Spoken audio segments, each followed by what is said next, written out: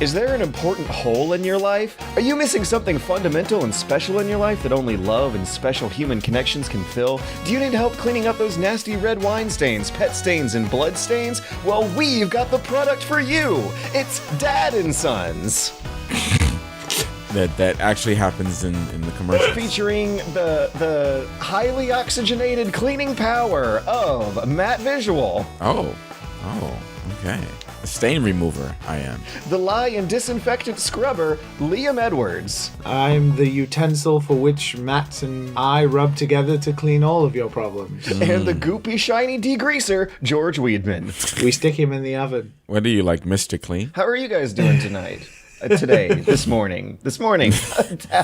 Happy morning to you. Top of the morning to you. I mean, it's morning for both of you, and also technically me. It just goes by synchronicity of I'm very, very, very, very early. Matt is also very early, and then George is just having a nice cup of tea. I got a little nauseous from drinking my tea. I learned that Liam, you don't react to tea, but you react to coffee. I react to some. I like coffee in the morning. It's apparently a similar concept to taking vitamins on an empty stomach. Like, it's just so much nutrients and stimulants that your body's like, oh god, oh geez, I must be poisoned. We need to vomit this out now. Even in tea. Mm-hmm. I know tea is mostly antioxidants, but... Tea gets me worse than coffee, actually. Whatever my body is calibrated to is not as good for tea as it is coffee. You could never be British, George. I don't know. I've never been good at faking the accent either. Go on.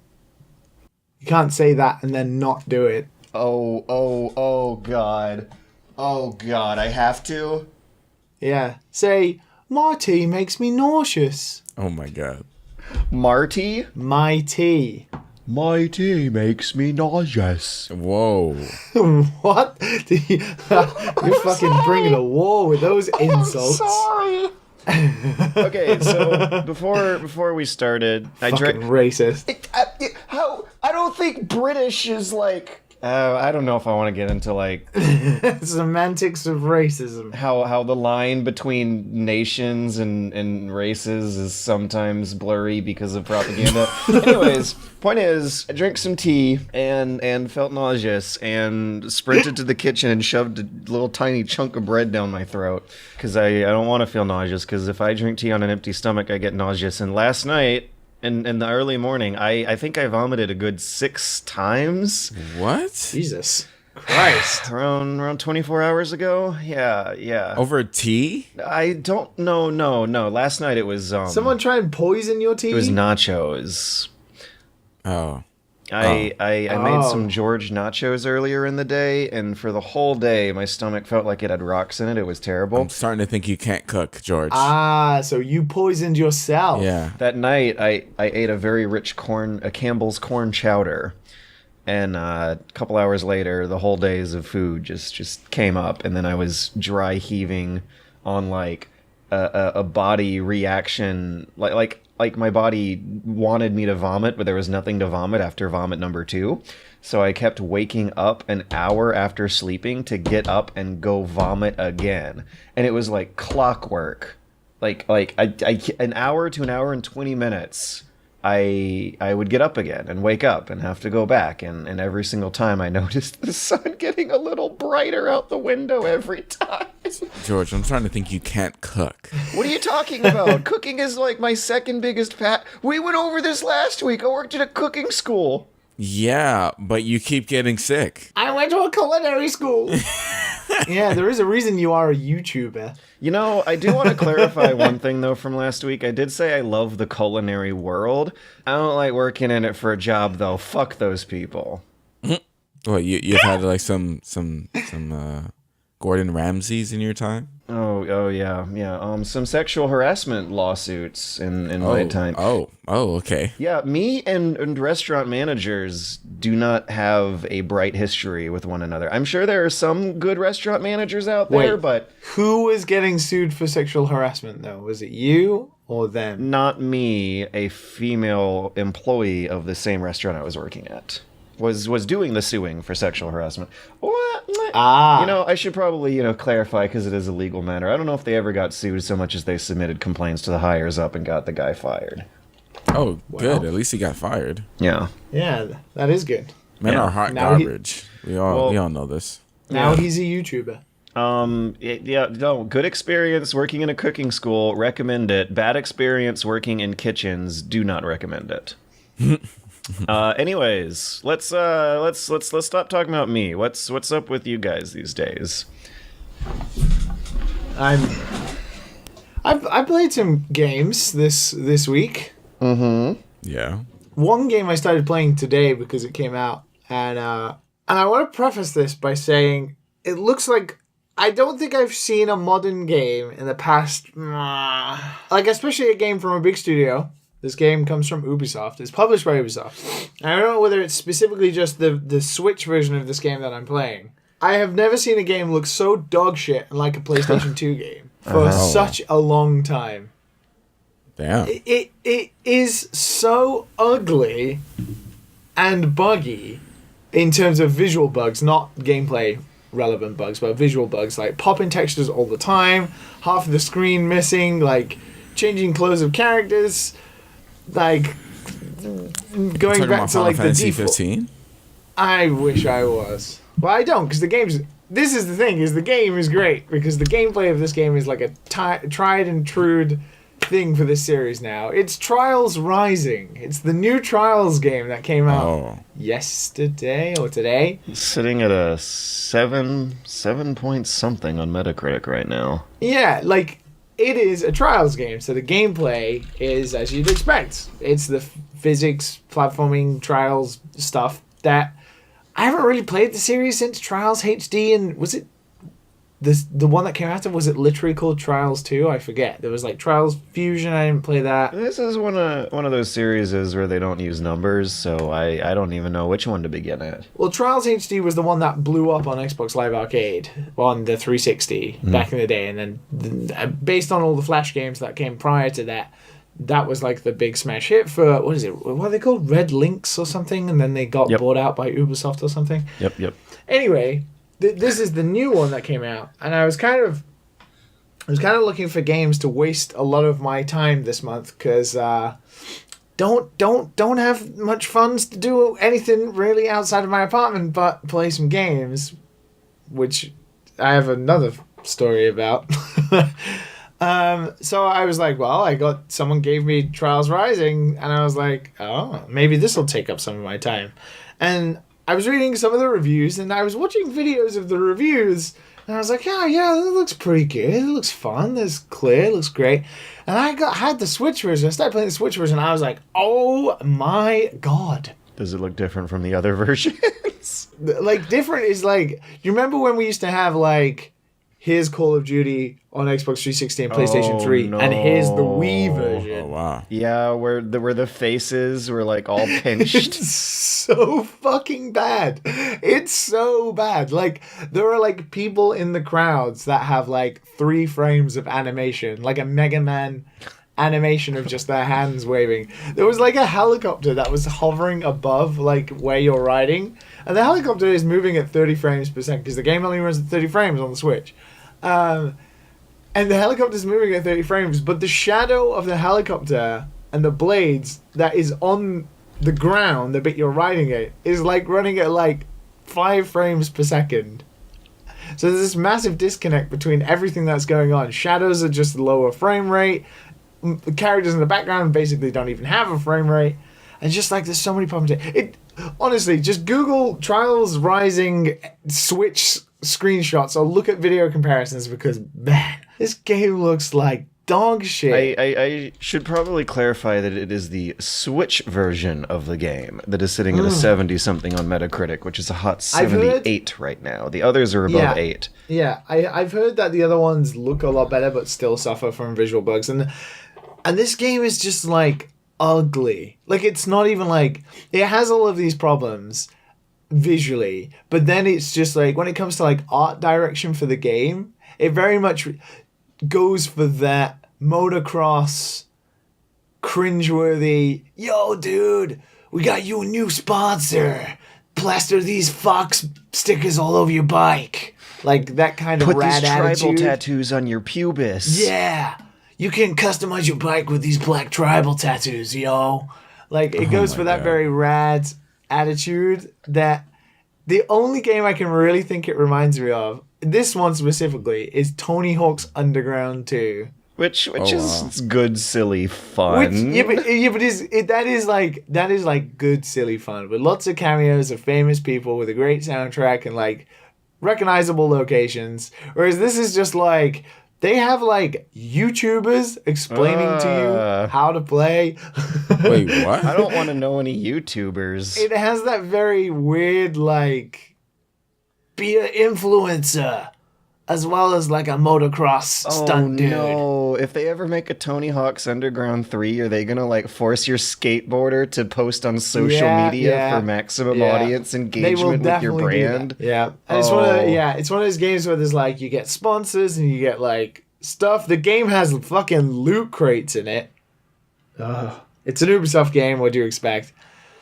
And it has just it's so ugly. When you open a crate, it like runs at like 10 frames a second and is just in a like parking lot on some concrete. It's like the most uneventful loot crate opening ever. Maybe it was a sign of protest. And it's like when it opens it'll be like, you just got some stickers, or it'll be like, here's the denim jacket, and you'll look at the denim jacket and it'll just be the ugliest piece of clothing you've ever seen. So when you open your pack for like temporary Red Bull tattoos to put on your butt, some like flame decals to stick on top of your eyes, you're in a parking lot. What kind of box do they use for the pack?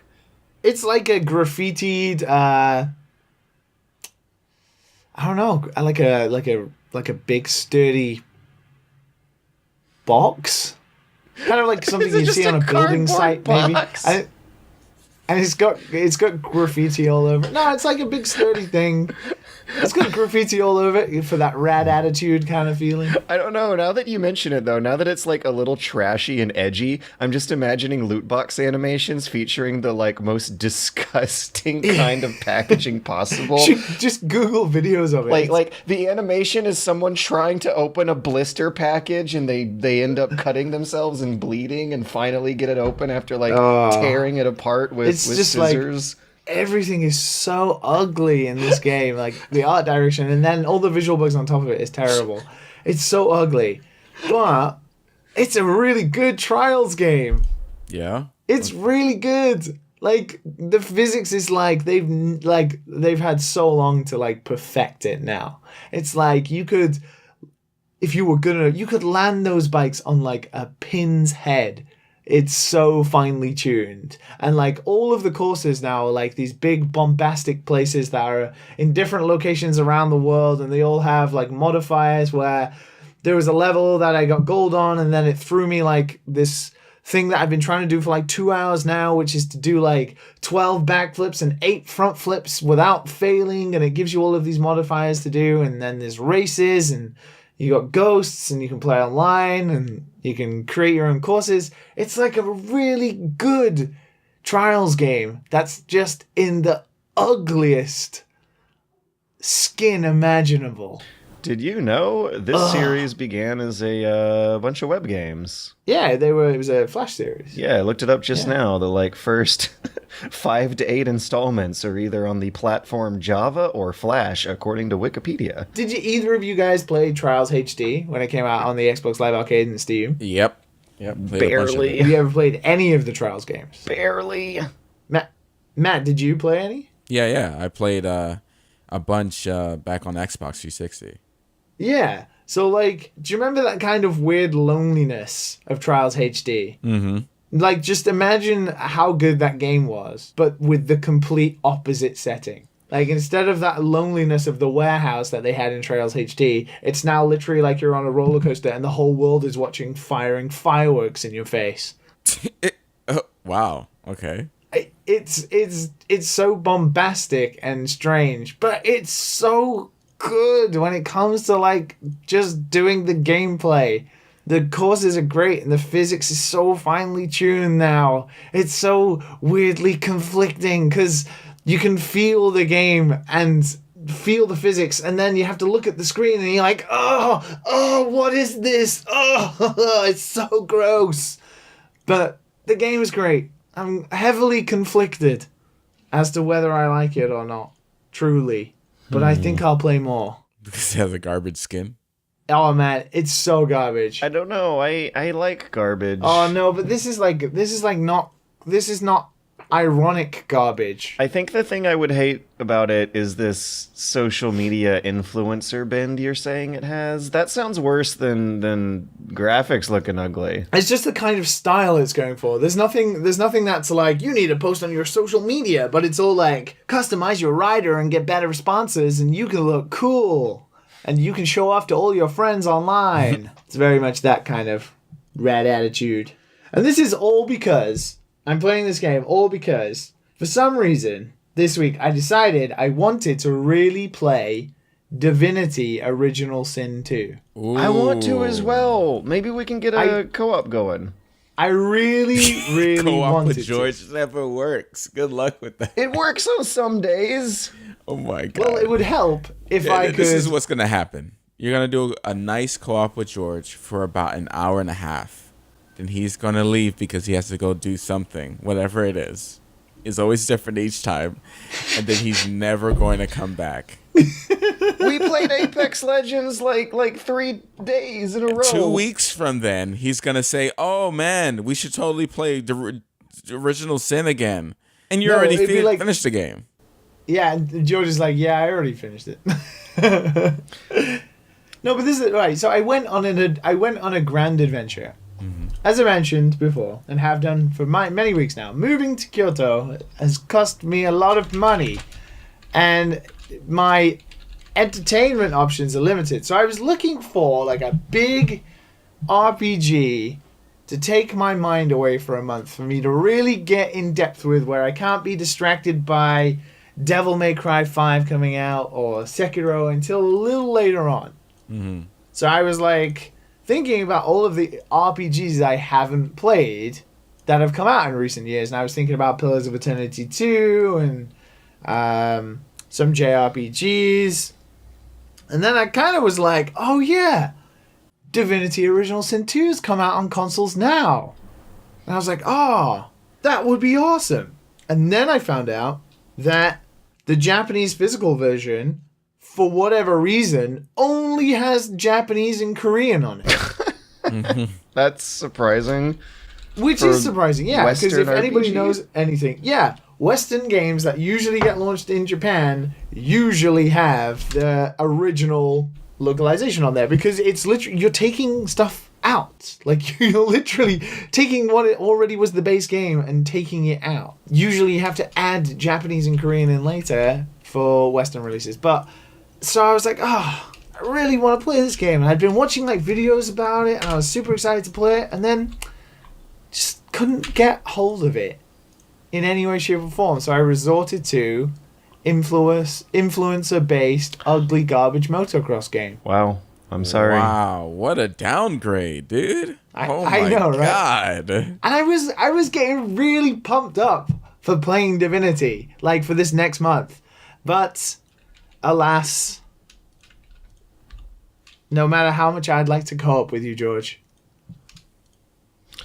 Well, I'm gonna have to go back to my motocrossing. maybe someday we can show you the ropes in Apex Legends. Well, speaking of then, Matt, has George played some games with you? We played a match in Apex Legend. Probably like a couple matches. That's pretty much it, right? Right, George? Last week we played 3 days of Apex in a row. Okay, and then I had to play a bunch of RE2, and then the girlfriend came over for the weekend. I played Apex Legends over the weekend, and I don't know if you were free. I would have loved to smack down on some noobs with you, because I'm finally figuring out the gunplay, I think. Thing is, only snipers have bullet drop, but every gun you need to lead the target. So you don't aim high with most things that aren't a sniper rifle. and you do want to lead just ahead of where they're running, and the success seems to be spamming in the general direction of where they are ADing, rather than actually trying to use your mouse to track them. It's like trying to get them to walk into your bullets rather than point and click on their character model themselves. And I looked up some guides by Jack Frag on how the ballistics and the sniping works in this game.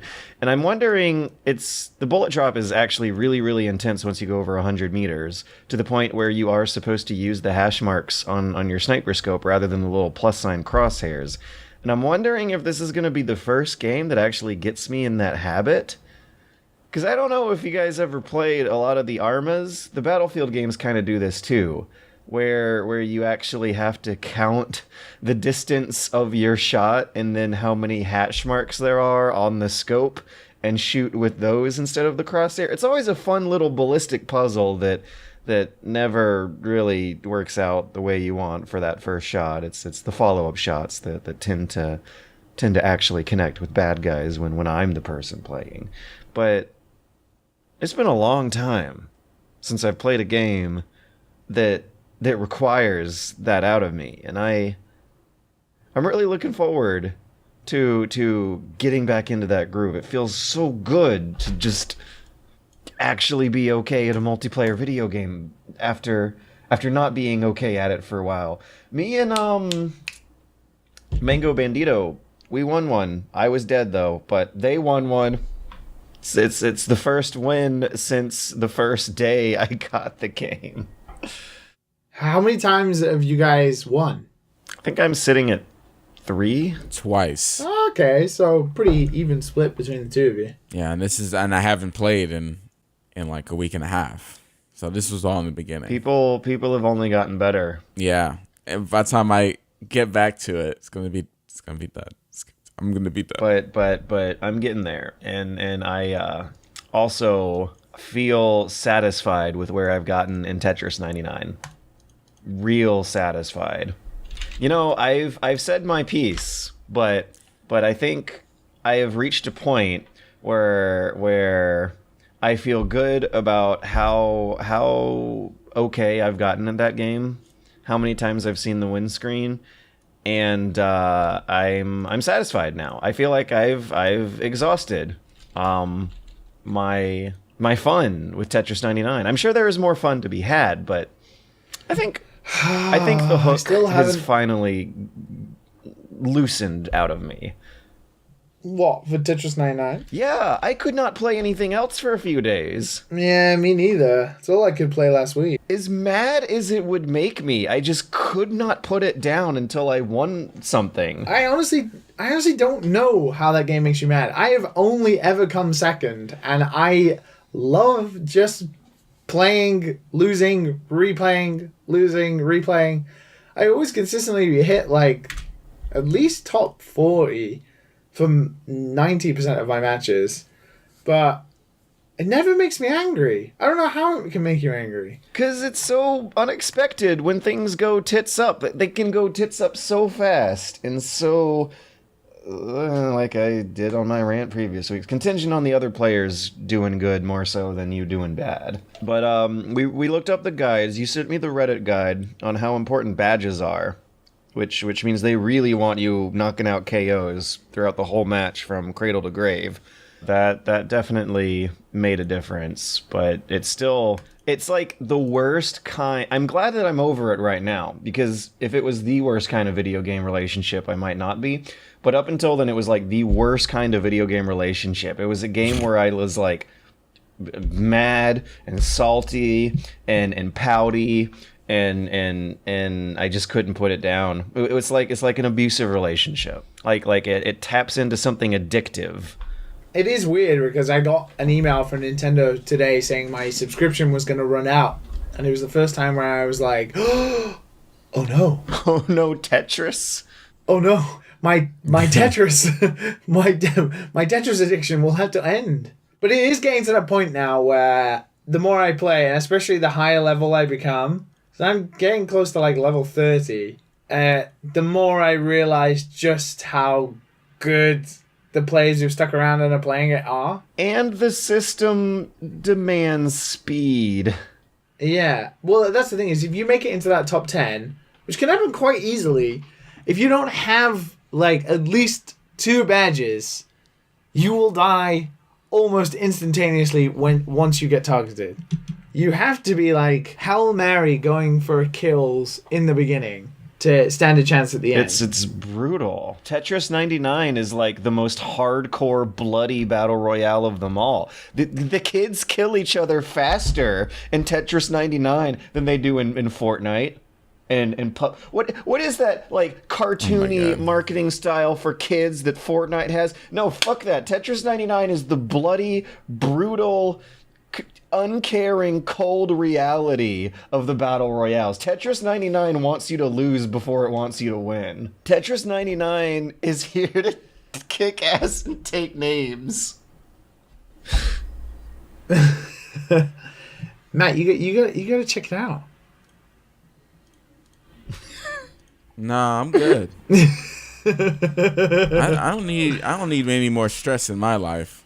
Okay, Tetris 9. I've never got into Tetris. Don't care about Tetris. It's not that stressful. It's fucking sick. I've seen how they play. It's like they know what's coming down. It's like snap, snap, snap, snap, snap, snap, snap, snap, snap, like over and over and over again. I was like, oh my god. You have a queue that's 6 blocks long. You can see 6 turns into the future. I will admit, it's a game where you have to, like, spend, like, at least 3 or 4 games warming up. 3 or 4? Like, no, like, to get your speed going. To get, if you haven't played for, like, a day, or you've just turned it on for the first time, like, it's, like, 3 or 4 games in until you're, like, at, like, optimum speed. Like, when you can deal with that flight of the bumblebee. Even when you get good at it, I'm noticing there is a warm-up period that is necessary. Yeah, exactly. Like, you just have to, like, get your thumbs moving. Ultimately, it's cases like Matt that I think might be a bit of a lost cause. I've seen so many people on Twitter who are just like, holy crap, how am I supposed to keep up with this? And I'm thinking back on, like, when I was a teenager, I had my DS with Tetris on it in my pocket throughout all of my formative life experiences from age, like, 15 to 18. And I have played hundreds of hours of Tetris. I got really stupid good at that endless mode, and I'm wondering if I would even be able to play this if I hadn't. Like the skill floor here is just... No, I've not played much Tetris in my life, really, apart from, like, enjoying it casually over the years, like Tetris DS and stuff like that. This is a game where you just have to jump in and play. Just keep playing and playing. There is, like, the luck involved in it, but also you get good by playing. And the more you, like, learn about attackers and KOs and badges and stuff like that, it all just, like, clicks into place, like Tetraminos do, very nicely. Sorry, that was good. And that's why I think this game is so popular. I think that's why this game is so popular. There is just so many people who have access to it for free, who will have probably never played that much Tetris, and are having a whale of a time. I didn't think this game would be for me at all when George was ranting about it 2 weeks ago, and then I played it out of pure interest and spite towards George's anger, and I sucked in the beginning. I mean, I still kind of suck. I get in the top 10 quite frequently. I just can't seem to get to that number 1 spot yet, but it's a fun game, man. You just got to jump in. Feeling encouraged, Matt? Nope. Not a single bit. Not playing that game. Do it, Matt. Do it. Ever. No. Do it. I'm good. You know, I have been watching a couple series on my off time. Netflix and Netflix, no Tetris. Netflix, no Tetris. Most activities in life are more chill than a match of Tetris 99. The Haunting of Hill House is pretty. I don't need no more stress in my life. Quote Matt Visual 2019. It's not. It is a horror, but in a way of like there's a story behind everything. It's not just like just jump scares and that's it.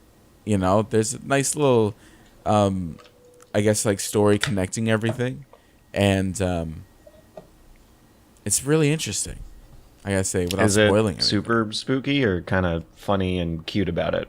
No, it definitely is spooky. There's definitely some moments where you're like, "Oh God, no, no." Oh no. But there is a lot of development with the characters. You care about them in a way. It's not just generic horror show. It's What's pretty good. more scary, Resident Evil 2 or House of Hill Haunted, whatever it's called? The Hill Haunted House. I'm a bad person to judge this because I don't get scared much. You were terrified of Resident Evil 2. Like, I'm like, oh man, that's disturbing. I'm like, oh, that's disturbing, and that's it. Like, the worst part I was just like annoyed about was Mr. X chasing me the whole damn way. I remember on Discord you were like, nope, I can't do this, nope. Yeah. Yeah, because he was like, He's very scary. I'm like, okay, I'm in a safe place, and then doom, doom, doom, doom. I'm like, nah. Bust through the door. Oh, okay. And I was like, okay, I don't know what to do, so I guess I'm just gonna run around. And then I run around, and then two of those like stupid, like ugly ball things that crawl on the walls and stuff just come out of nowhere. Did you know they have buttholes? Yes. Yeah, I saw. I got a nice deep look. Just making sure. So you're saying because ghosts don't jump out of your TV, this is less stressful? Okay. Yes. Okay. Yes. There was one specific scare that I was like, oh, okay, that's good. That's something I would do in a movie.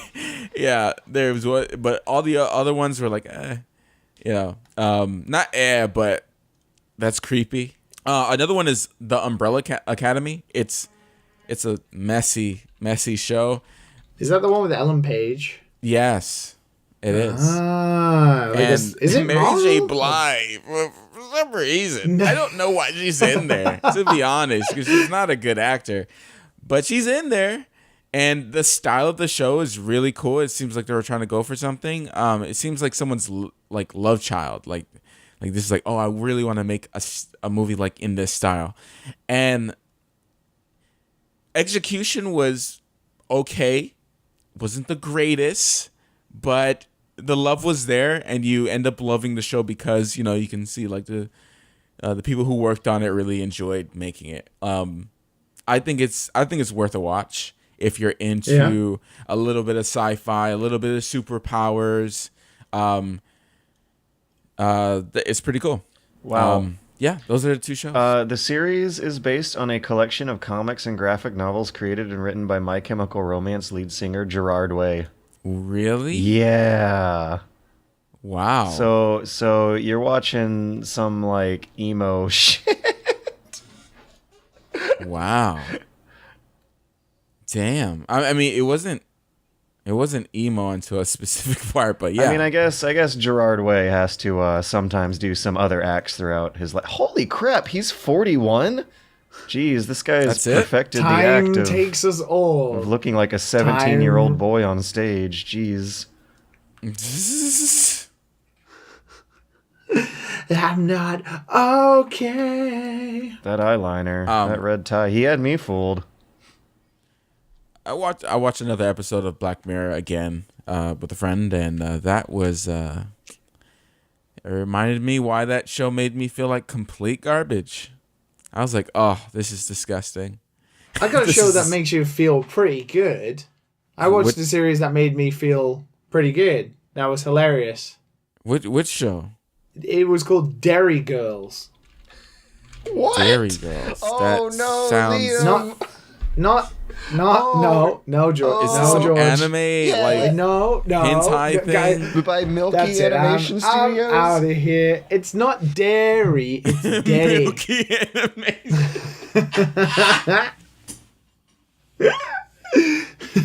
Holy shit! It's dairy, like London Dairy in Ireland. Sure it is. Yeah. Recover yourself. Well, fuck you guys. I'm gonna fucking enjoy my dairy. What website? What type of like ghetto website do I It have was to on go on to Netflix. watch It these was Netflix. It was Milky Netflix and Tunes? Dairy. It was Netflix and Dairy. Hentai Haven got taken down. You can't watch Dairy Girls on there anymore.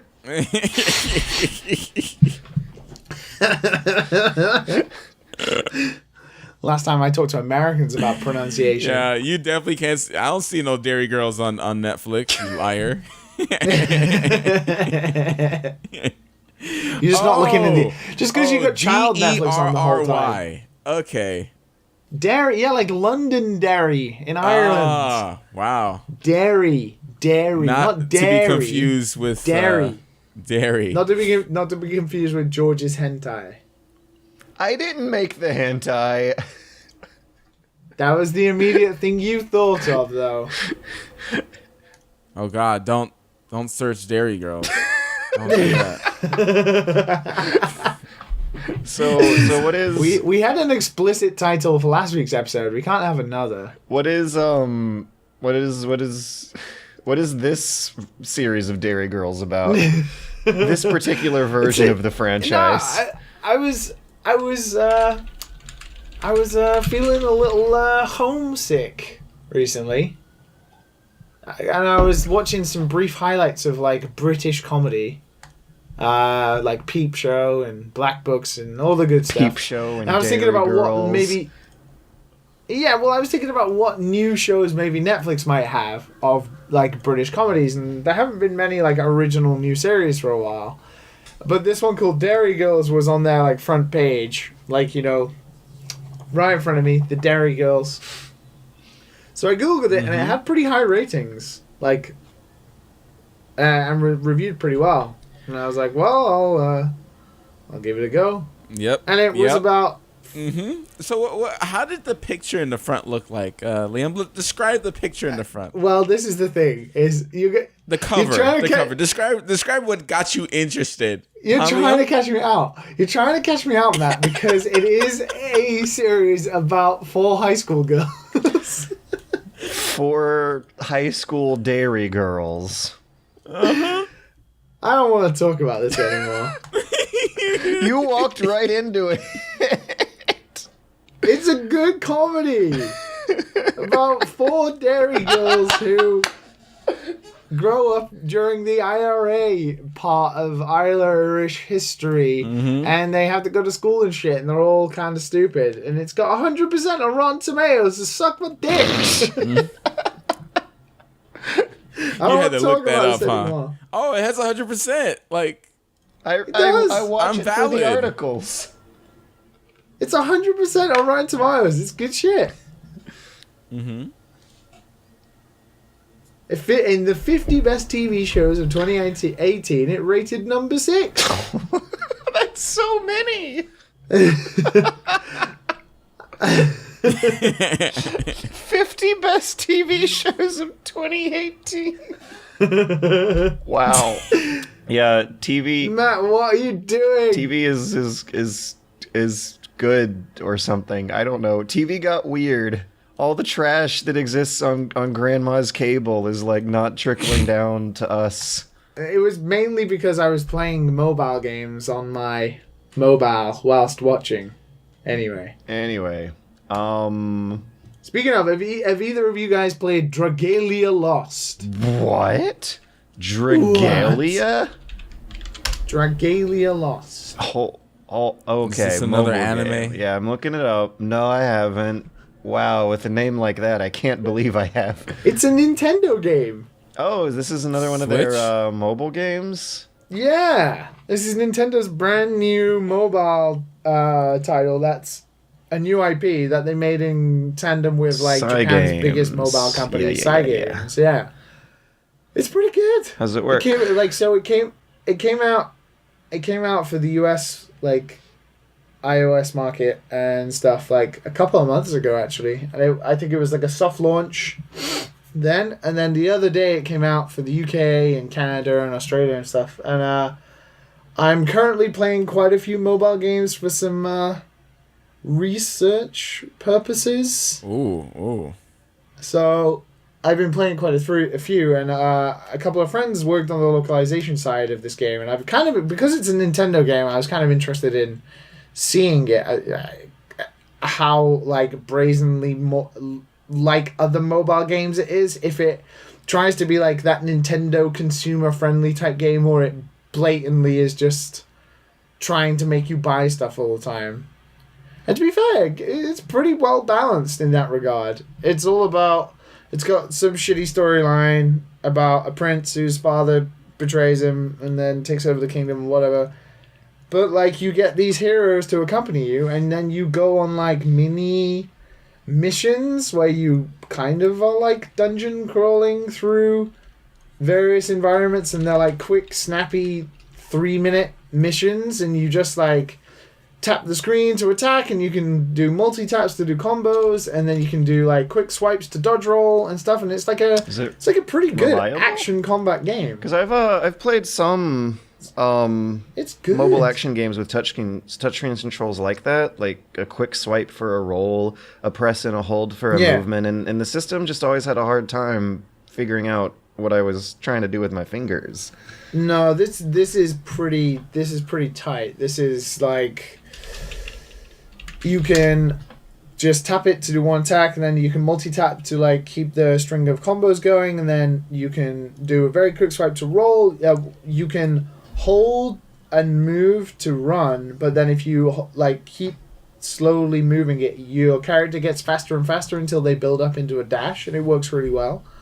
There are other moves you can do by tapping like the power icons on the screen that are like your special moves, and the game centers around turning into dragons, obviously being called Dragalia Lost. And for what it's worth, the trailers are looking pretty good. Yeah, no, it's pretty good, and like the production values, considering it's a Nintendo and Cygames title, it's pretty good. Apparently, it's made them a lot of money too. Yeah, that does not surprise me. So how does that work? To be fair. Oh. So to be fair, that isn't in your face. Like they have like the typical notices like of what's on sale and stuff like that. But unless you like deep go into the menus and into the store, there are no buttons like that pop out immediately that are like buy this or spend your money here or purchase this. And I don't know whether it's just because they gave out free gifts for it coming to the UK and Canada and Australia, but I got like 4,000 worth of credits, which equals like me being able to summon, because it only costs 150 credits every time to summon a character, which is how you get new characters. So 4,000, that's a lot of characters you can try and summon. And I got like a 5-star pull immediately on my first go. I can't remember her name, something like Julieta or something. And yeah, it's pretty generous, and you get new characters as you play the story as well. So it seems fairly well balanced. But I imagine somewhere down the line, people who know more than me know about the foibles that it probably has, especially when it comes to like the numbers of what your chances for getting better characters or 5 stars and stuff like that. But right now, like I'm 3 chapters in, it's pretty good. Just in an hour ago, there was a Nintendo Direct. There was. We're going to talk about it in the news because I wrote it down. There's a new George. Okay, never mind. Wait, really? Yeah. Wait, it just happened? Yeah. Yeah, it happened 2 hours ago. Oh my god. I was like, oh, what's this? There's a new Pokemon. Well, we might as well Sword talk about it now. and Shield. I'm gonna have to like talk about it as I read it. Yeah, there's 2 new Pokemon games coming out. Pokemon Sword and Pokemon Shield. And it takes place... I want to get it. And it takes place in a new region that is most definitely England. Oh, there's a big castle with Big Ben in the middle. Yeah, there's a lot of places that look like Hogwarts. Lots of old-fashioned Victorian London. Wow. And this is a regular Pokemon game, right? None of that Pokemon Go crap, right? Yeah, no, this is Gen 8. This is the next generation. Although from the trailers, it looks like they don't have the system they had in Let's Go. Not the battle system, because thank fuck they got rid of that shit. The one where you can see the Pokemon in the bushes, because that was actually pretty good. I wish they kept that. Oh no, they removed that? Well, they probably didn't remove it. It's both of those games most definitely were in development at the same time. And the problem is that was such a big change that they were probably worried that if that change is received negatively and it was in both of the games, it probably wouldn't go down very well. So they probably played it pretty safe for this one, and then considering the positivity of that feature in Pikachu, Let's Go Eevee, they might put it in the one after. I'm not sure. Did they just do Pokemon for this Direct? They're calling it a Pokemon Direct. Yeah, because it was 7 minutes long and it was only about new Pokemon. Yeah, I see. Okay, so I can breathe a little bit. Because today is Pokemon Day. Today is Pokemon Day, by the way. Happy Pokemon Day, boys. Ooh, let's go thanks, play Dad. Pokemon Go. Pokemon Let's Go, Dad. 23 days, 23 years It's so weird ago. to just like randomly hear the Pokemon Go music when you're walking. You're like, wait a minute, people still play that? Do you have like old people in America who have like 6 iPads strapped to a wooden board and walk around playing Pokemon Go? What? That is weird. No. Because that's quite a popular feature here in Japan. To tape phones on boards and walk. Why couldn't you just throw them all in a backpack together?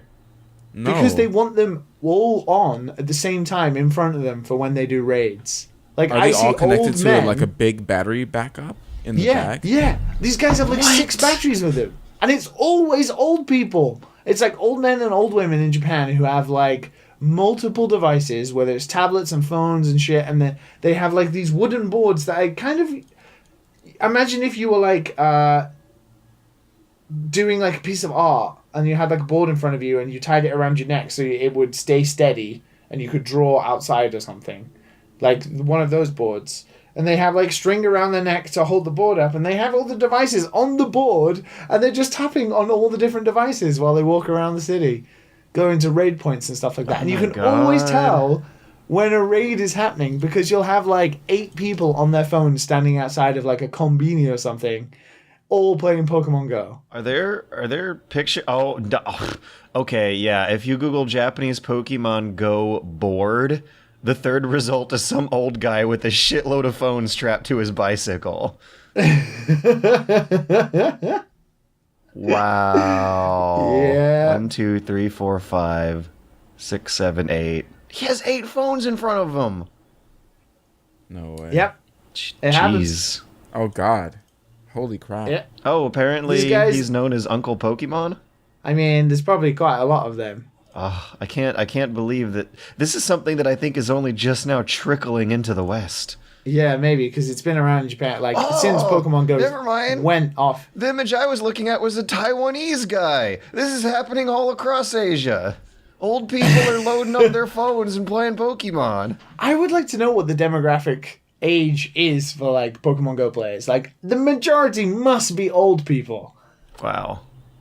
Most of the people I see playing it are old people. Gosh, that's like another example. Like, remember being at the arcades and how many girls are in there? Like, the demographics are different. The demographics for video games reach way more audiences or age ranges. It is pretty crazy. Jeez, I can't believe that that's actually a thing with old people over there. It makes sense when you think about it, though, right? It gets I mean, they've Grandpa got fuck going. all else to do. Yeah, what other They've excuse? literally got nothing else to do. What other excuse do they have to get out into the world and walk around it? Jesus. But anyway, we're getting a new Pokemon game for the Switch this year. I guess we don't need to talk about... Well, actually, the new starters. I want to know which one of the starters you guys are going to pick. I almost never pick grass, and that's it. See, that's funny, because the grass one, this time, is the one I like. I just don't like it getting fired up and defeated. Like, I feel like there's a lot of fire Pokemon more than there is like water Pokemon, unless I'm in the water or something like that. Like, the majority of the time you're never in the water. You should look at the pictures of the new starters before you make this decision. I just had a tab of them open, and now I've lost track of it.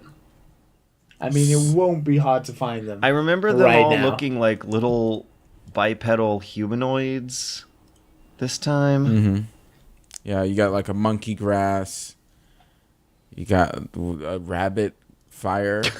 Yeah. And the same frog type water. Like it's been the same thing for like years. What's his name again? Snobble? Drobble? Crobble? Frobble? Where's the link? I need a link. I just had this stuff up in a tab. Oh my god. Score Bunny? Really? That's what they came up with? Seriously? Yeah. Spore Bunny? That sounds like me. They're stealing your name. I appreciate the slight bit of silence anyways. Yeah, Grookey's the one I like. The fucking like grass monkey with a stick. yeah. His name's amazing as well, Grookey. It's a grass monkey. The funky junkie. Grookey, grass monkey. I don't think I'll be picking water this time. For I sure. I thought you might say that after you saw them. Yeah. How the fuck? I do like fire though.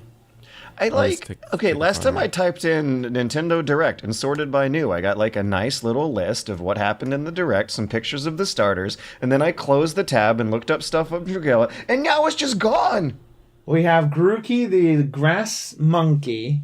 Oh, We there they are. have Score Bunny, the fire bunny that looks like it has a plaster on its face. And then Sobble. To be fair, Sobble looks alright, actually. That looks like a bunny to you guys? Yeah, I guess I can see it. What? It's literally called Score Bunny.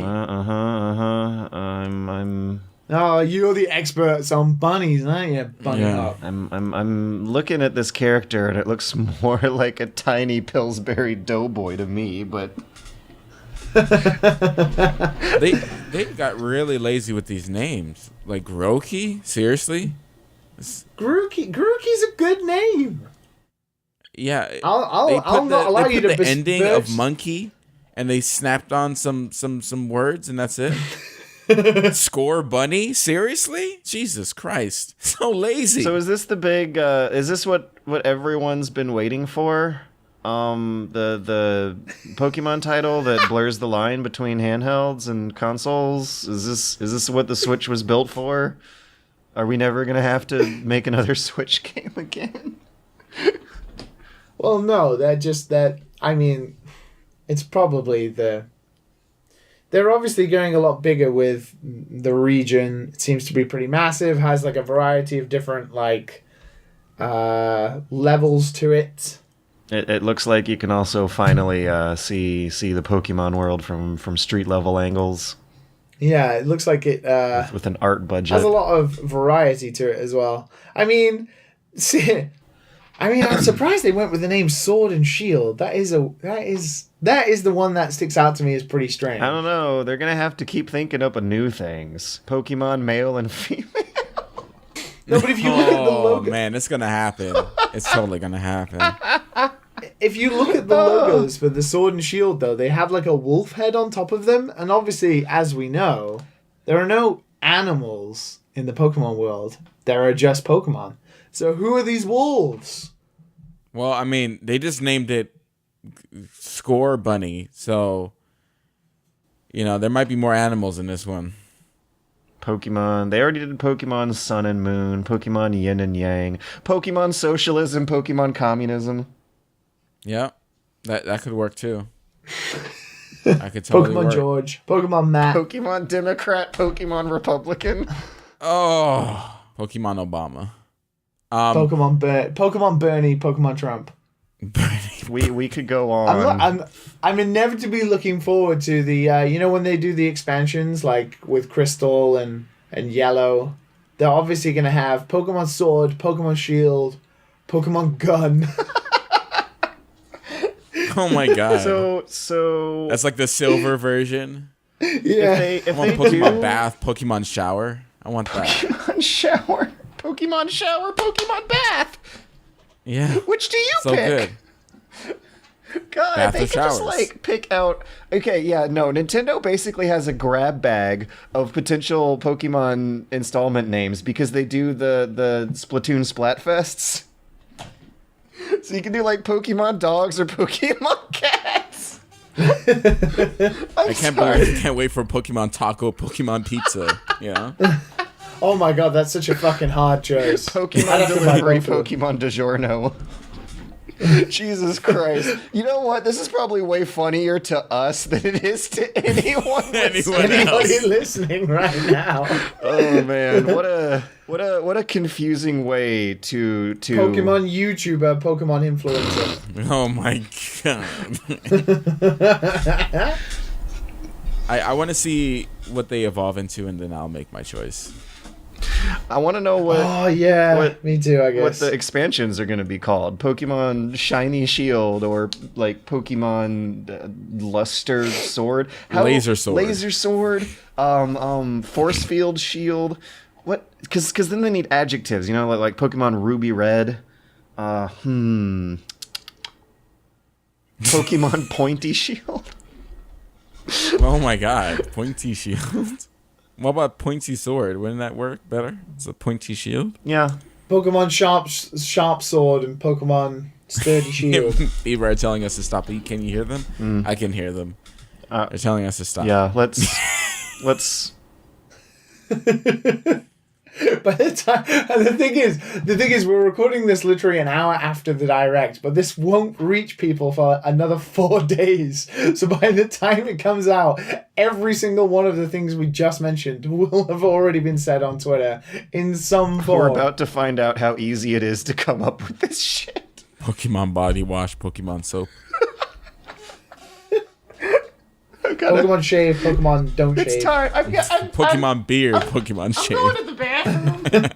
You guys, I wonder if you guys will keep going when I'm back. There's so many. You know? Pokemon George. Pokemon pineapple, pineapple pizza. Pokemon pineapple on pizza. Pokemon pineapple no pizza. Reggie, this year we want to make Nintendo's experience at E3 better than ever. Of course, we've got our digital event on Tuesday. And there's an expanded Nintendo Treehouse Live event. This year we're going to feature even more games and guest appearances by our developers. And fans will be able to play Mario Maker at Best Buy later that week. Right, but we want to do something even bigger. What do you think, Reggie? I've got it! We're gonna bring back the Nintendo World Championships. It'll be the first time we've done it in 25 years, and I'm gonna compete! Reggie, you can't be in the tournament. You're Reggie. You work for Nintendo. Not anymore! Hello and welcome back to the most powerful cleaning product available over the counter that's not toxic for kids and pets. Dad and Sons. You don't need a doctor's note for us. But we can write you a sick note if you want to stay home and play video games. You know, remember when you were a kid and you didn't want to go to school or your crappy part-time job and you had to either have a doctor's appointment or like a good reason? And now that you're an adult, you can just say, I'm retiring? You could. Reggie Fils-Aimé is retiring. He's going to be replaced by Doug Bowser, someone who we have seen around, not really taken a super visible leadership role at Nintendo, but after a really long time, since 2003, let's see, 9876, that's 16 years. After a 16-year career, Reggie Fils-Aimé is going to be retiring from Nintendo. Basically posted a video saying thanks for all the good times. Everyone seems to love him and wish him the best. And it's interesting to see how Reggie is such an anomaly in the video game executive world and how good Nintendo has done a job of marketing their executives compared to all the others who are like regarded as slimy pieces of shit. Like last week on this very same outline, I had a news story that said Game Workers Unite publicly call for the firing of Bobby Kotick. And like Reggie Fils-Aimé, he's never gotten in that kind of trouble, even though he does match the description. But he doesn't, though. The highest paid CEOs, it came out the other day, and the highest paid CEOs in the games industry are Bobby Kotick, that Andrew dude from EA. Like, Reggie wasn't even on the list. And he would never get paid that much money because there's no way NCL, Nintendo Japan, would ever allow that to happen. What I intend to do here is make a comparison to, like, let's say the 5 good Roman emperors. Reggie is, like, one of the 5 good video game executives. Because he's not from a video game background. Like he previously worked at Panda Express and Pizza Hut. I guess he just really likes marketing cool brands to cool young people, because he's been doing that throughout his career, but not exclusively to video games. And in his time at Nintendo, which I don't want to throw shade or anything, but Nintendo of America is more of like a distributor than a developer. But for what they do, he was able to turn it into something really cool and affable and likable. Yeah, no pressure, Doug Bowser. You got big shoes to fill, but no pressure. But he also like comes from a poor background of immigrant families escaping from a civil war and doesn't take as much money as the others. Like Reggie's okay. Supposedly he was a pretty damn good leader inside of the actual building, and he was very on top of everything. It's like you wouldn't imagine. Can you imagine Bobby Kotick knowing fucking anything about any of the games apart from the numbers each of them make? Supposedly, like, Reggie knew everything. He was on top of everything. Even if he, like... And he loved Dragon Quest. Even if he didn't, like, explicitly market himself as like, a super hyper dorky turbo game nerd, you can still, like... You saw a lot of genuine attempts to like, remember the whole Smash thing? Where he was, like, playing people at Smash and, like, losing hilariously? Yeah. But he would just keep his cool and promise to come back and constantly get bigger and never say anything like slightly rude or something that could be slightly misconstrued. He just It's really funny you say that, because I was watching a video of like some of the highlights of his career, and it went back to the early E3s in the 2000s when he sort of, my body is ready, and like he hit the stage kind of thing. But what, like, during the Wii, PlayStation 3, and 360 era, there was so much smack talk between the companies that you can't imagine now. Now, everybody lives in harmony right now, where there's all this cross-play, and there's rumors of, like, Xbox Game Pass, which we spoke about last week, coming to Nintendo Switch. There's a lot of harmony and love now. Because video game consoles are going away. But back then, there was a lot of smack talk, and Reggie is, like, full-on, like...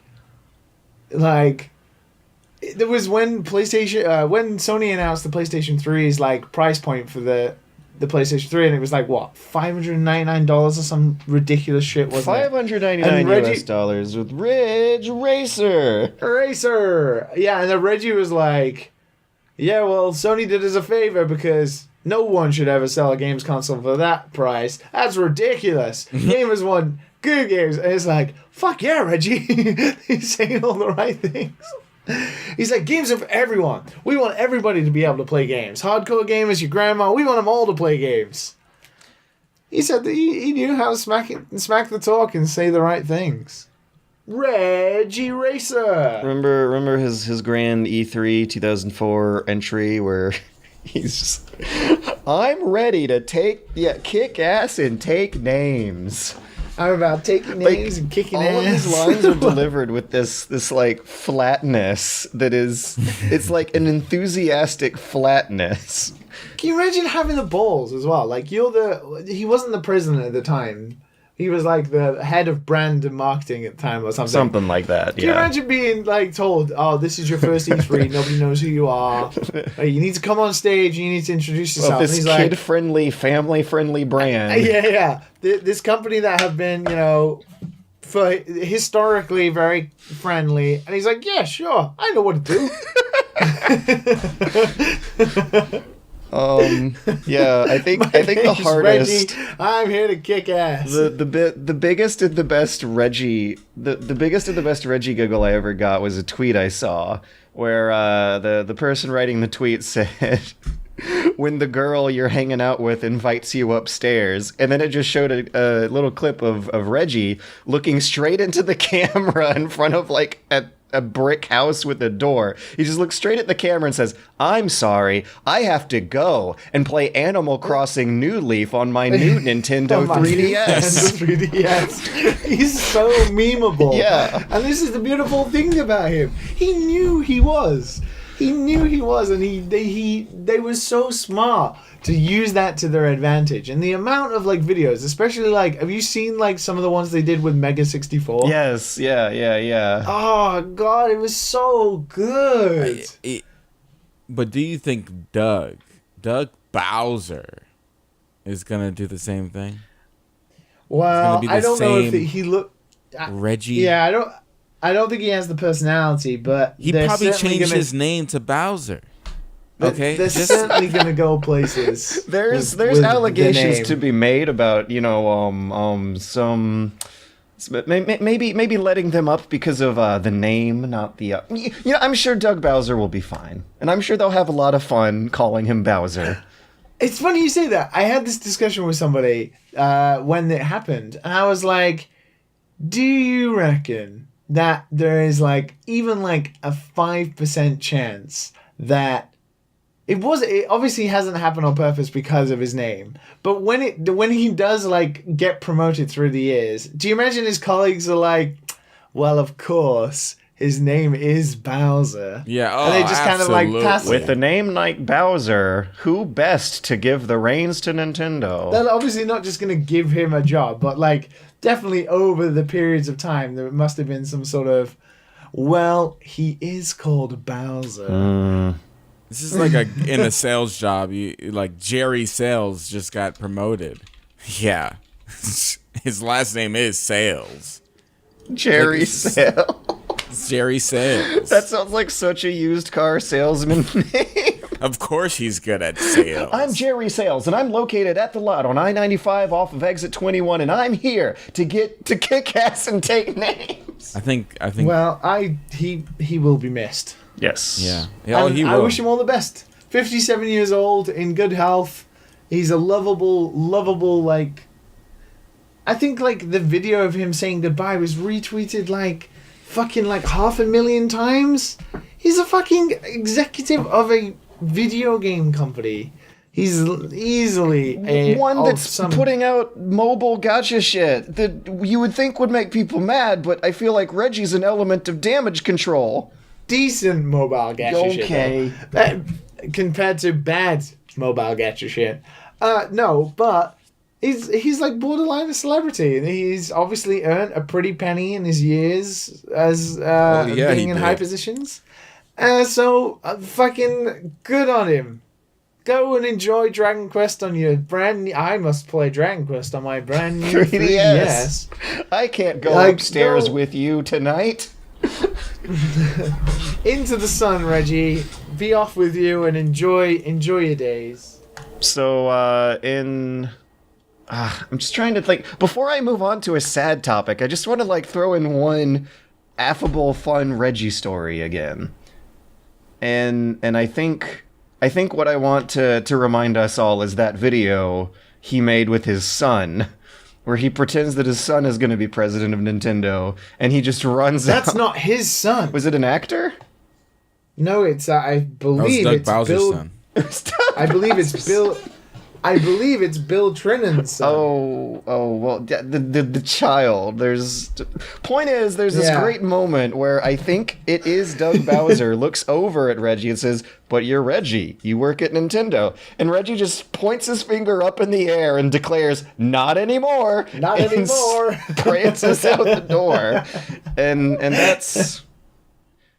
that's a moment we can all relate to right now. What's even better than that is when he comes back and he regrets not having his job, and he's like, what's the kid's name? Tyler or something? And he's like, "Tyler, can I have my old job back?" And he's like, "But what will I do?" And he's like, "Do you have any skills?" Nihongo hanasumasu. And he's like, "I can speak Japanese." And he's like, "Oh, great." And then he walks past Bill Trinan in the office. He's like, "Oh, hey, Reggie. Hey, Bill. Oh, Bill, you're fired." Kicks him out of the building. So I have to wonder if Doug Bowser will have the charisma, but what I don't doubt is that as time goes on and this stuff gets handed off to younger people, they will have a better grasp on social media and personality marketing. Not like you've seen the Wiggler Wednesday tweet, right? What? Wait, have you never seen the Wiggler Wednesday? I am Googling it right now. But imagine the Wiggler, but they misspelt it without the L.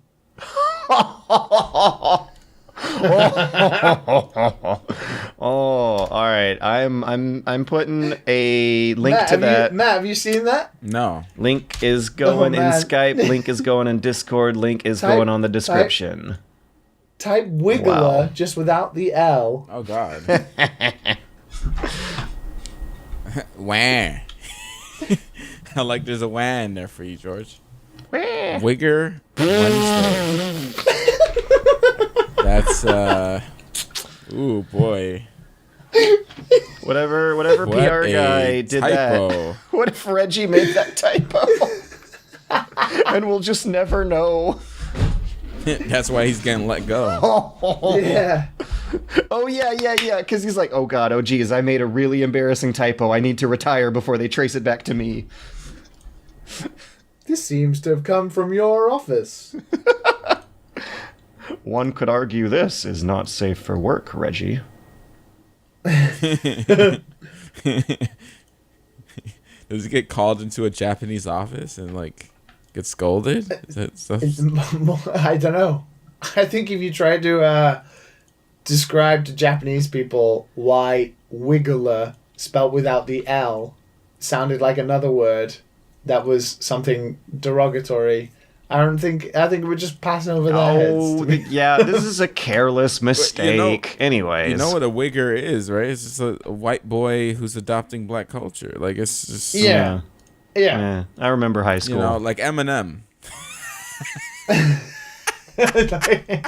Oh God, I'm gonna get some hate for that one. Like Georgia George. Georgia George. I am from Georgia, Georgia but I am George. not George. Anyways, speaking speaking of communication breakdowns happening across cultural and national boundaries, this is a little kind of a George story I'm throwing in there. A while ago, I promoted a Taiwanese-developed horror game named Detention that was a side-scroller influenced by Silent Hill that takes place in a school that is also a period piece. The school gets haunted and taken over by monsters around the same time in history that the school gets taken over by the mainland Chinese army and occupied when the previous Chinese government flees to Taiwan. That same developer went and made another game called Devotion, and apparently hidden in the back end of the game files was a meme poking fun at lifetime president Xi Jinping. I think that's how you're going to pronounce that. Do you guys know what it is when it's an X? I think when it's a Q, I think it's Xi Jinping. Okay, well, that guy, General Secretary of the Communist Party of China, aka lifetime president, aka poo censor or supremo. No, it's because people compare him to Winnie the Pooh. Like, he looks like Winnie the Pooh. And that's why Chinese people can't have Winnie the Pooh. Yes, Winnie the Pooh is censored in China because it was used as a meme to describe how he looks. Oh well, let's find out. And now it's like Let's see how much that everything gets banned. So this game included a image in the back end that included some Chinese characters that have all sorts of fun double entendres going on in them. Did you just Google it? Yes. He does look like Winnie the Pooh, doesn't Oh he? my god. Are we gonna get in trouble for that? No, we're not in China. Yeah, you got that. Yeah, there's a stamp on a piece of paper in the game that reads Xi Jinping and Winnie the Pooh in an ancient style of writing. Apparently, it can be translated in other ways to say unflattering things about buttholes and/or make comparisons to buttholes. And that game ended up getting review bombed by thousands of accounts from mainland China typing in Chinese, demanding that there be change and that the insensitivity of this game get taken into account. Also, this game is made by a Taiwanese developer. And they pulled it out of... Well, Taiwan and Japan, Taiwan and China Not exactly the best of friends. Depending on who you ask, China might as well have Taiwan as a province. Depending on who you ask, Taiwan might be the last bastion of, I guess next to Hong Kong, of like free speech and free commerce and, well, China's still capitalist as hell despite the communist policies of the government. But anyways. Matt, did you see the picture of Xi Jinping with the Prime Minister of Japan? And Eeyore? Yeah. Yes.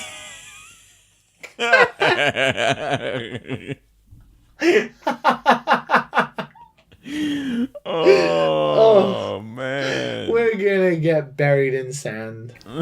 They both look miserable.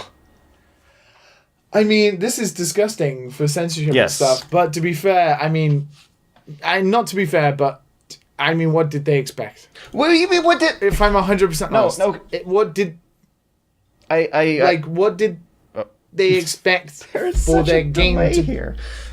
I believe that this was unexpected because what? Well, A Taiwanese developer put an insult to the Prime Minister of China, Well- and then they got found, and then the game got review bombed on China's Steam. he's not a prime minister. He's a The president for life. President for Exactly. That life. makes it even worse. The cult of personality around it, like it's like making a game about Kim Jong-un, and then it being banned in North Korea. Like, what do you expect? you expect to release stuff to the world and it get backed up and protected by the world's various clauses that protect human rights and free speech.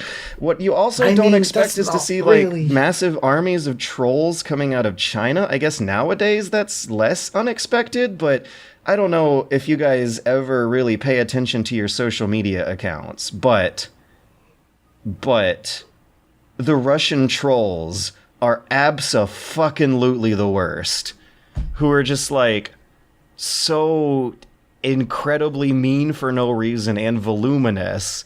And as more and more revelations are coming out revealing like Russian troll farm companies employing people to do this, it makes more sense as a soft power strong arm move and one of a concentrated propaganda effort. And dealing with that in the world of video games feels nasty. Like, I remember when the new Homefront was coming out. I mean, this stuff doesn't get released in North Korea anyways. But of course, the North Korean government put out some mean words about the game. When Ghost Recon Wildlands came out, I don't think there was not any reason anyone in Colombia couldn't import it, but the government of Colombia was saying some mean words about it. I don't know if I've seen a case where because of mean things being said about a government, it's the players, the fans, who end up dogpiling on the developers to censor their content. This is disturbing. It reminds me of Gamergate. I mean, this goes way beyond that. It's scarier. It's worse. But it's also... They have government support of like one of the most powerful governments in the world right now. They do. And all of the most powerful governments as in the I world said, are fucking crazy wild cards right now. As I said, like, especially considering like localization is a thing, there's just stuff that gets changed for games across all cultures because everyone has their own specific rules. This included in the game is on purpose. Taiwanese people and the Chinese government do not get on at all.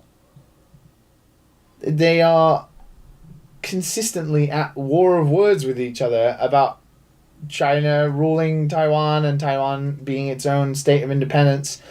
So they put this in there to purposely insult him. Mm-hmm. That then when it comes to selling that game in China, Mm-hmm. I don't know how they didn't expect that something A would backlash happen. would be reasonable. Having to take it down and repost it would not. If anything, I would expect them to like know what they were getting into and commit to it. What this seems to me is like real fear Well, they of getting did. arrested and thrown in jail. It's naivety. More so than But getting it's a harassed small on the internet. Well, of course, like you've just described about like Russian trolls and all that kind of thing. We know what is out there, and if you're going to be doing something that everybody sort of knows about at the moment, which is Xi Jinping is very sensitive about looking like Winnie the Pooh, and they've done it on purpose to insult him. And that has a can't- real effect on real lives. 1.4 billion people, a market of 1.4 billion people can't buy Winnie the Pooh now. But yeah, and it is disgusting and terrible and weird. But at the same time, in terms of like when it comes to devotion, I don't know what those guys expected. I'm just not It's ready to very accept this as naive. normal. And god damn it, I don't want to. Like I will. It's not about being normal. It's taking this individual case and the decisions that the developers made. Like this, I'm not trying to talk about the Chinese government and the despicable actions of censorship and breaking of copyright law and social everything that engineering on a happens. mass scale that has people Yeah. like racking up social scores for making negative reviews of video games on the internet. They have that to happens- understand that the decisions, they're going to get a reaction to the decisions. Yeah. I would be far Exactly. less disturbed It's naive. if this was coming from the president instead of thousands of troll accounts on Steam. No, because that's not how it works. When you have a cult of personality, you're going to have people who are going to become majorly offended by something like that. If the president doesn't like it, then everybody who is influenced through that cult of personality is also not going to like it. Many of those review bombs are probably valid because those people see it as an insult on China from a rogue state that is meant to be a part of China.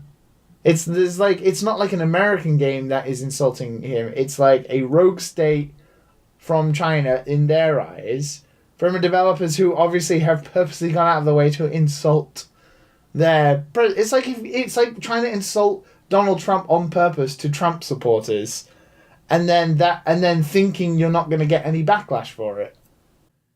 It's disgusting, and it happens, but it's naive at the same time. You can still keep your job. The tradition of criticizing the American president is something very, very well enshrined in our culture and appreciated by most people other than the president themselves. That's true, and obviously China and America are many steps removed from each other, but at the same time, both actions are naive on that scale. It's horrible that it happens, but it is naive of the developers to have just purposely added I'm not ready to blame the victim here. It's I don't want money. If they knew what they were getting into, they knew that there was a possibility. Yeah. Then Like, fine, do what you want. But they can't be mad because this is come this is on. something that they caused. They can't be mad. They can't. Can't be mad, you say? Yeah, I mean, you can be mad if your game.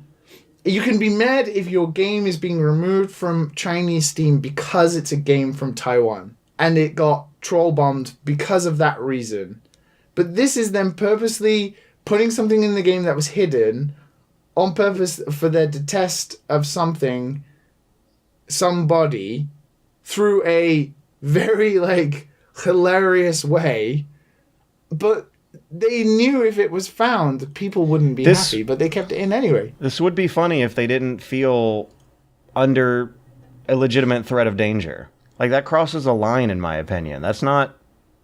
Like, there's a difference between naivete and bravery.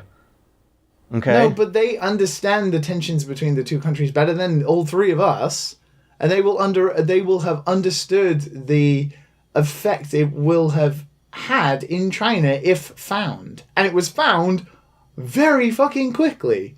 So it was either not hidden enough, or they wanted it to be found, but didn't realize the extent of which this was going to have a backlash, which is naivety. Well, Detention is sitting at negative recent reviews on Steam now, and it's an excellent game. And this company is going to see their bottom lines affected. And people may lose their jobs and have to change out of video games. But that's because of, like what we were discussing before with THQ Nordic, someone made a naive decision that now affects many other people, including that joke in the game. For even though it is, they should be able to do that, and there is nothing wrong with that in regards to free speech. And if you want to joke about someone and do that, you should be allowed to do that, of course. But considering they are Taiwanese developers and they know the tensions, but they still put that joke in there hidden, is naive. And now they have to deal with the reality of what is actually the disgusting stuff that is actually happening in China. It's a decision they made, knowing what the reality of the situation was. Wait. So then how is that? Okay. You know what? Wait. So they can't play Kingdom Hearts. Oh no. They can't play Kingdom Hearts. Oh man, that's what we should take out of this conversation. They can't play Kingdom Hearts. You know? Oh, they can't. Just minus Winnie the Pooh. You know, you the joke. censored version of Kingdom Hearts. Yes. Apparently, let's see. Kingdom Hearts Merlin 3, I don't think it's out in Japan or out in China yet, but in media they did have to take Winnie the Pooh out of Kingdom Hearts promos in China. Chinese game site censors Winnie the Pooh in Kingdom Hearts 3. Like, dude, you guys are talking about a country that didn't even have video games legally for sale in the open market until like 2009. Yeah, they didn't. They just broke the copyright law of everything else and made Chinese knockoff versions of those consoles because copyright law isn't respected in China. This is the reality of what's happening in China. It's disgusting, but this is the point of why they are not necessarily victims. Whoa, yeah, I'm not gonna feel. You can't do something knowing it probably will have a bad effect, and then be like, oh no, why is something bad happening to me after it comes up? So if you're protesting in an unjust society and you get jailed for it, is that naive? But wait, that's protest. Protest is totally different from putting out like blood, sweat, and tears, something you worked months on. You know, something that's going to pay your bills. And then just putting a tiny joke in it. And put a joke in it. No. Okay. I think you guys also. The worst that can happen with a protest is that you lose some days of work. No, they put a joke in a game that is a horror game where the context of the joke and everything is meaningless. The joke is in there on purpose to be insulting. Which I think is actually another dimension of these games you don't know. Like if you Detention was super duper into just how cruel and confusing the occupation era was. How like a central plot of the game involves getting a reading group together to like organize sessions for distributing banned books. Yeah, so obviously it's really critical of the mainstream Chinese government. This obviously has some sort of. This is less of a joke and less of a meme than it is a work of protest. It's art. And that's ultimately what I think is another layer of debate. Like, this is a piece of art protesting government policies that are unjust. Then that is bravery. Then if they set out to do that in the initial, then they obviously expected that there would be some sort of backlash in China.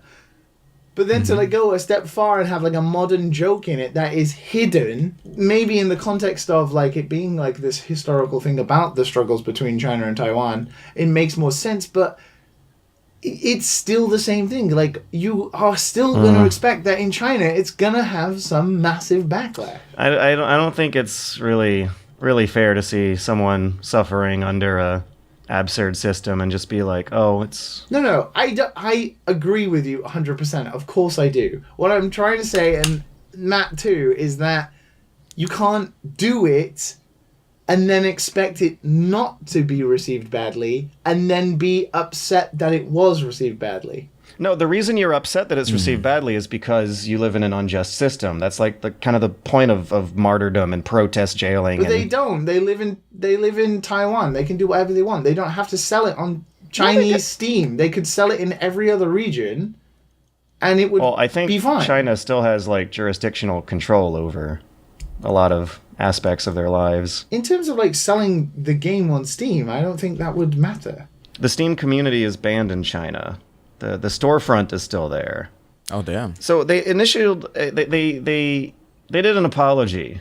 They released a public apology with the bad translation. They said, quote, when making the prototype, the team often referred to the then known internet slang, they won't say it by name, as placeholder. However, and then they're also claiming it's placeholder, due to the version synchronizing problem, not all of the placeholders were deleted properly. This is purely an accident, and we have no intention for causing harm nor hatred.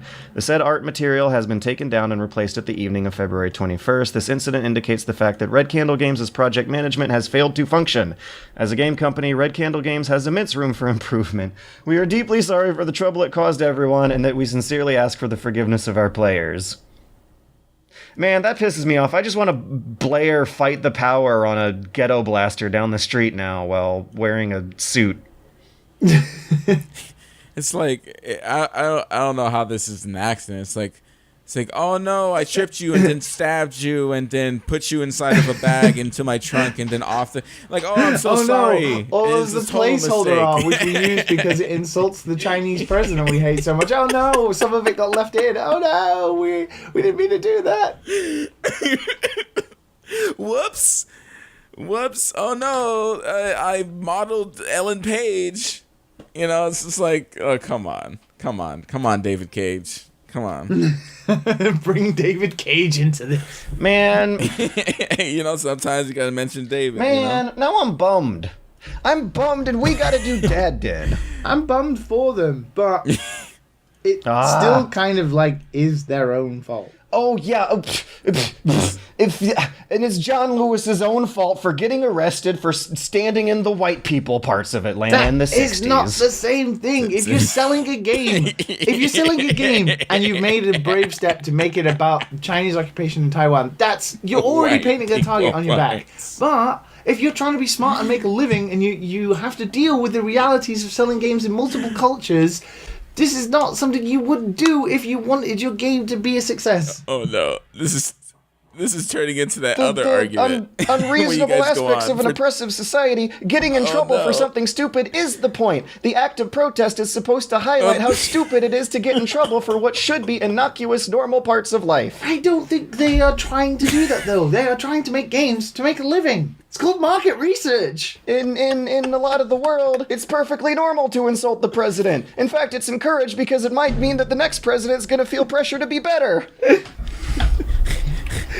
But if you're trying to make market research, just do your market research.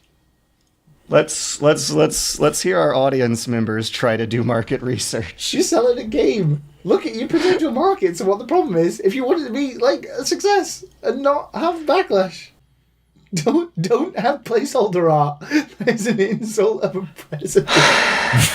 But the themes of these games, like, and it was a mistake. I don't know if I feel convinced about that. But you also got to know that, like, the whole idea of crossing horror over into historical Taiwanese settings is to criticize mainstream China. Like, these games are critical from core to surface. But then. Understood, but it's like trying to say we've made T-shirts that are critical of Donald Trump, and now we're gonna and there have been court cases. We're gonna go to a Donald Trump rally and sell them to them.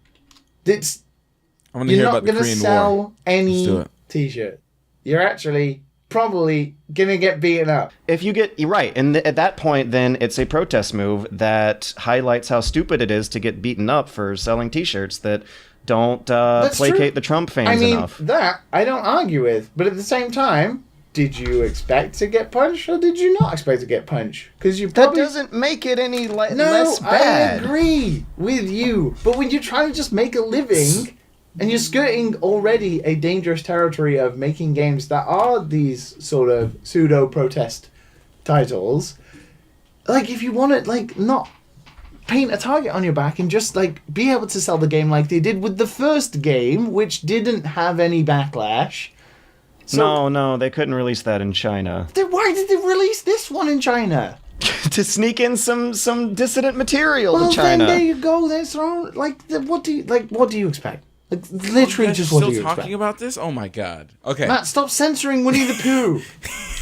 The world is so incredibly stupid right now. Let's move on. I want to move on. I want to move on to Dad Din. Dad Din is an interactive audience segment in which we will be taking your submissions for your fantasy game ideas. Send us... If you put in any of your Dead Dens, if you put an insult hidden in the files of your Dead Den game, an insult to any of us three President Dads, we will review bomb your game. Correct. Or an insult towards any president or world leader, because that's allowed and encouraged. George, would you read a Dead Den that was about a game that was all about insulting you? Yeah, sure. I'll add, if I hear Metal Gear, anything to do with wars or espionage, I'm not giving you in a any video money. game podcast? Any money.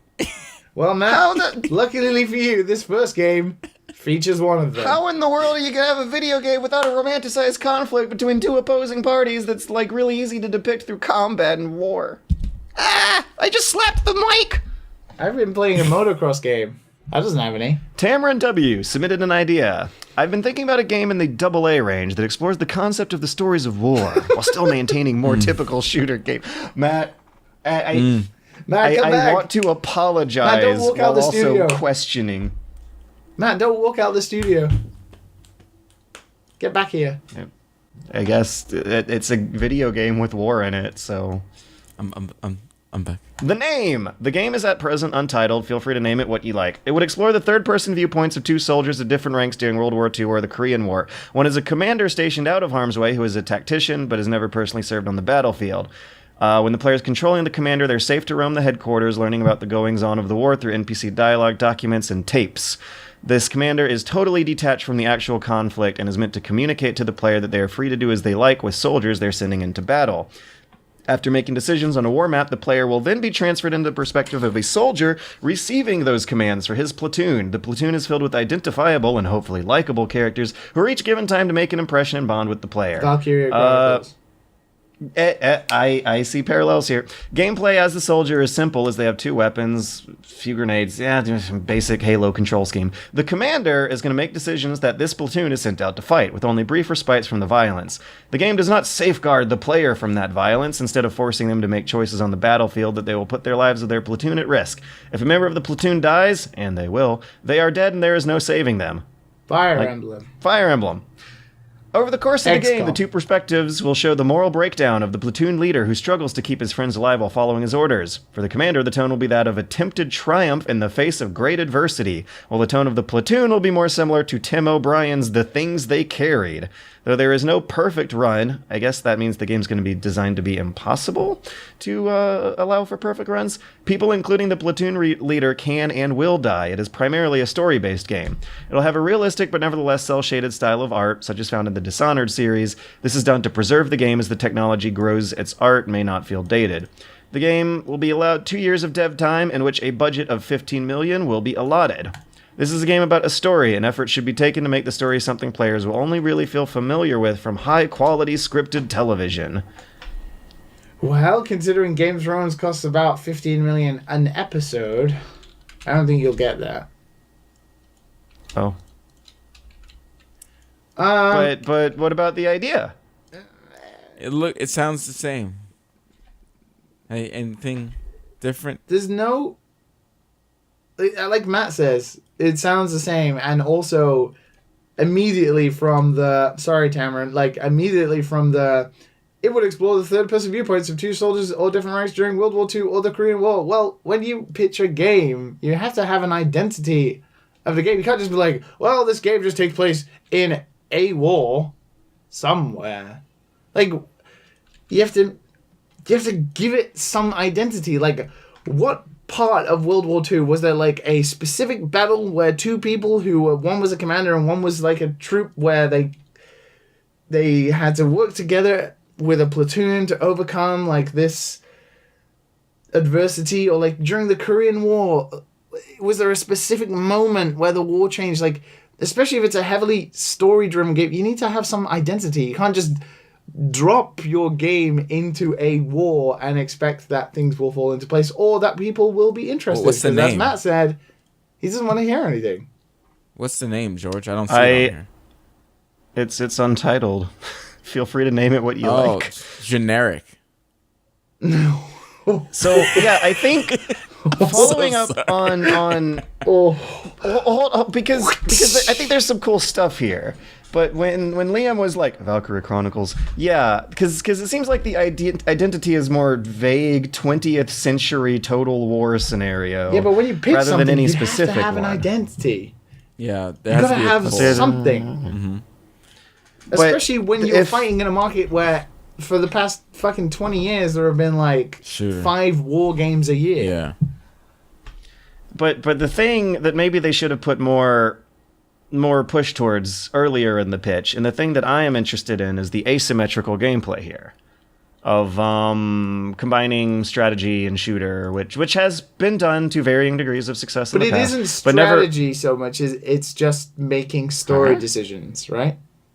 No, I wasn't imagining that when I was reading the pitch. I was imagining like a strategy game map. Well, considering he says like most of the game will be a story-based game, I imagine the like commander's part of the game is walking around the headquarters and then talking to people and getting strategic information and stuff like that to then decide before the other soldier goes into battle where they're going to start and what's going to happen and who goes with you. Like, so steps should be taken to ensure that the commander segments basically don't play out like cutscenes, like interactive cutscenes. Yeah, or is not just like preps for a mission. Like, it just sounds like the commander was basically preparations before you go into a mission. There is no difference between the two characters ultimately because the player still plays the same as they would in other games. So there has to be two-weapon grenade button. Health pouch. Well, it's not even that. It just has. If it's in first person and you never see the character anyway, then it will feel. It doesn't matter if someone's calling you commander 1 minute and soldier another minute. There's no disconnect to make you feel like they're two separate, identical characters. There has to be. And that's what I think distinct needs gameplay to be pushed. between the two. Is that there is distinct asymmetrical gameplay that pushes the contrast between grand strategy and individual second-by-second combat and in a way that previous games had not. And so when I was reading this, I was picturing something that kind of looked like the what's the Gearbox World War II series, the cover-based shooter where you kind of had to do some strategy puzzling. It wasn't called Band of Brothers, but it did. Day of Defeat was the Valve first-person shooter one. This was a first and third-person. Brothers in Arms? Yeah, Brothers in Arms. I was imagining something that does kind of take a tone similar to Brothers in Arms with two very distinct parts of the game, one of which would play like a turn-based strategy, the other of which would have you play out the individual battles that would have a lot of variables thrown in from the strategic segment. But in the pitch itself, they say that you learn about the goings of the war through NPC dialogue, documents, and tapes, implying a pre-recorded sort of information gathering rather than something dynamic that can unfold a million different ways as it goes along. Which I think is what ultimately is the direction to go if this is their idea. You'd have to run with that being your main part of the pitch, and also you'd have to be very distinct in what the difference between the two characters is and how those interact with each other to make them feel like they're not just two interchangeable pieces of gameplay for the player. That you have, especially if it's a story one that's written to the highest qualities of scripted television, you need to be able to. And for that matter, we also get a lot of pitches that have very cathartic shooter-style gameplay. And considering also the tone they want to be setting, maybe they should be doing a more tactical, slow-paced, hyper-lethal style of shooting instead of a cathartic, two-weapon, grenade button, Halo control scheme. Different. Honestly, just do something different. Insult a president. Maybe that'll get attention. Yeah, listen to Liam. Metal Gear has some insults to some presidents. So for $15 million, I pass. If he Matt. adds hills and sliding, I don't know, maybe. Maybe I'll If be it's into a it. battle royale and the commander's the last character you face. Yeah. I think All of a sudden they switch on. The commander led you into a trap. I think it can be a cool idea. The pitch needs to be rewritten for more specificity. Get back to us, Tamaron. Yeah. Moving on, we got one from Doku Roboto. They are pitching a game named Detective Eyeglass. Have you ever wanted to play a game that made you feel like you were searching like those detectives you've seen in movies, but in an overhead view? Ooh. Uh-oh. You get multiple cases to progress through an overall story. Each case you get requires a proper solution to solve, so you look for clues that lead to a variety of conclusions, only one being accurate. You get multiple ways to solve each problem to get to the same conclusion, and to not be the... What the f... What? Okay, hang on. I still have to edit this. I'm still confused. Just read it as is. Don't edit it. Okay. Don't edit his pitch. His pitch is his pitch. We have to just read it. If it doesn't make any sense, that's part of the pitch. You'd get multiple cases to progress through an overall story. Each case you get requires a proper solution to solve, so you look for clues that lead to a variety of conclusions, only one being accurate. To increase replay value, there would be multiple ways of solving each problem to get to the same conclusion, as to not be those games that you'd get bored after one playthrough that everyone can relate to. But if it has the same conclusion, it doesn't matter what the clues are. You're always going to know what the conclusion is. I think Doku Roboto might have had a grammar glitch. For the appearance, imagine a noir kind of place. Something over-the-top 2D 32-bit system could pull off. The themes of the games are how it means to be given a task that someone is depending on you to do, and being responsible to give a correct resolution, and the difficulties that come with that. Well, that's kind of a way of describing any sort of problem-solving activity, including games. Estimated time and budget. They got a budget, apparently. Nice. Well, I've made my share. This is back to the pitch, not my own confusion. Well, I've made. Okay, yeah. Actually, I'm gonna say this like an oil prospector. Well, I made my share of mini games in my high school years, none this complex, mind you, but for creating the world, music, and art with a proper team, I need only about $150,000 for a small-scale project. Yep. We're gonna afford the right people to work on coding and world design, about 18 months maximum. Well, hope this doesn't sound like the worst idea you've heard yet.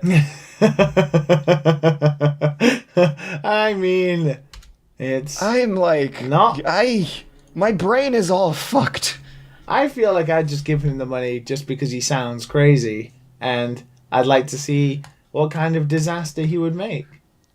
With a wild card like Doku Roboto on our payroll, we'll get some kind of results. And Good, bad, I don't know, results. It sounds like a can we phone get game, it? right? Sounds like a phone game. Yeah, maybe. I think we do need to meddle a bit in the project and create something more commercially viable in today's demanding market, and have Can we get it out in 3 months so everyone can get the SEO for Detective Pikachu, and we can just ride the train of video games associated with Detective? The train of Detective Pikachu with the hot release of the summer, Detective Eyeglass Royale. How will he eliminate people? If you find the clue first, does it eliminate another player? I guess sounds like it's 100 detectives in one house, and they're all looking for clues for one conclusion. How do you battle royale a adventure puzzle game? Well, how do you battle royale Tetris? I don't know, but some fucker did it, George. So someone out there is going to be real smart, and for a budget of $150,000, maybe you can find them, Doku Roboto. Yeah. How about you, Matt? I mean, I like the name, Detective Eyeglass, man. Can we just sound clip that? Yeah. I don't know, man. I just like the name. Yeah, I'm seeing a detective with a nice monocle, man. I think we just need to talk details after Workshop this a little bit. Yeah, after 3 months from now, I'll give him $150,000. See what happens. Yeah, let's just see what he does. Well, let's give him the money.